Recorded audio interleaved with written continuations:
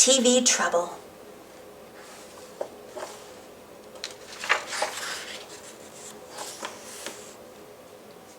It all started while Arthur was watching the Bionic Bunny Show.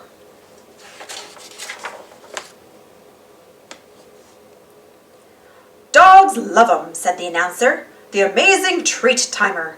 Treat your pet to treat timer. Only $19.95. Treats may vary. Batteries not included. If you love your pet, get a treat timer." "Wow," said Arthur. "Pal needs one of those."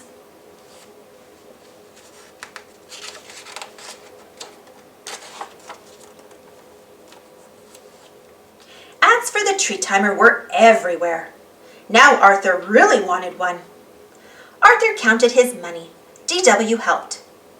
"Even with all my birthday money," he said, "I only have $10.03. "I know what you're thinking," said DW. She ran to protect her cash register.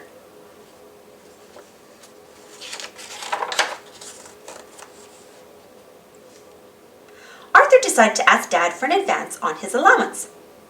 "Gee, I'd love to help," said Dad, "but my catering business is a little slow right now." Arthur knew Mom would understand. "Money doesn't grow on trees," said Mother, "and I think Pal likes treats from you, not a machine."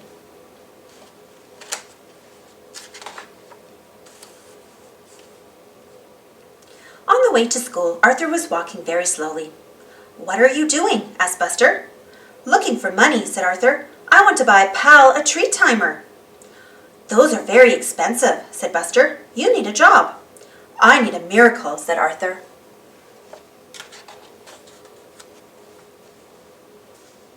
At school, while everyone else took the spelling test, Arthur daydreamed about the treat timer.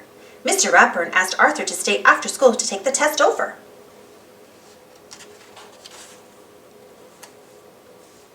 Arthur took the long way home so he could think of a good excuse for why he was late.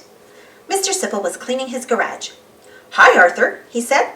"Every 50 years I clean the place out. I could use a little help." "I could use a little money," said Arthur.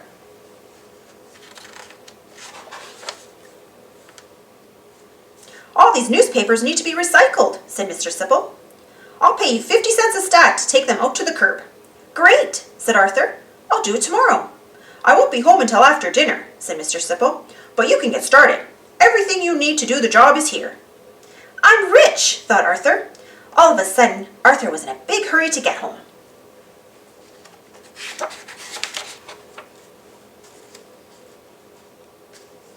"I've got a job," cried Arthur. "Now I can buy a treat timer."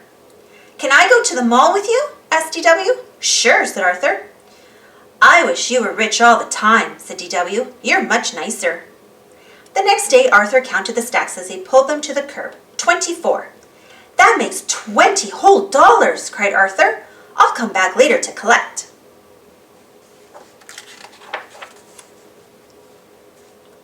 "You look exhausted," said DW when Arthur got home. "I don't want to see another newspaper for a long, long time," said Arthur. "Well, then don't look out the window," said DW.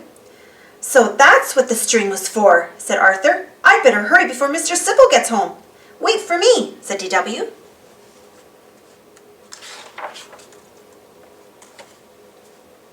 "You're in big trouble," said DW. "You missed some over there. These stacks could be a lot neater. Are you using double knots?" "Nice work," said Mr. Sipple when he got home. "Here's your $12. "Thank you, sir," said Arthur. "I helped," said DW. "Don't I get something?" "You get a trip to the mall, remember?" said Arthur.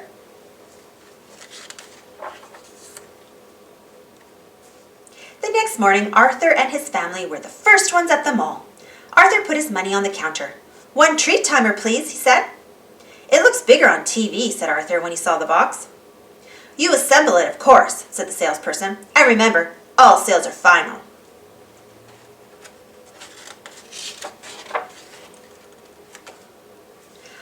Hours later, the treat timer was assembled. "You're going to love it, Pal," said Arthur. Pal sniffed it. Arthur turned it on. It clicked. Lights flashed.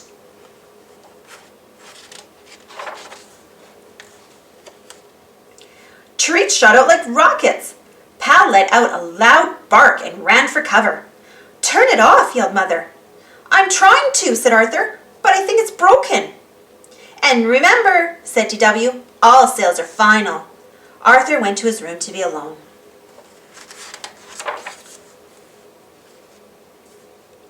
I'm worried, said Mother. He's been up there for hours. I know how to get him out, said DW. It's 7 o'clock, she yelled up the stairs. The Bionic Bunny show is on. Seconds later, Arthur appeared. Sit down, said DW, so I can protect you from those nasty commercials. I don't need these, said Arthur. There's no way a TV ad will get all my hard-earned money again. It's the magic disappearing box, said the announcer. Astound your friends. Eliminate your enemies. The magic disappearing box from Kid Tricks. Said Arthur. Now this could be useful. What would you ever do with that? Asked DW. Oh, said Arthur, you might be surprised. The end.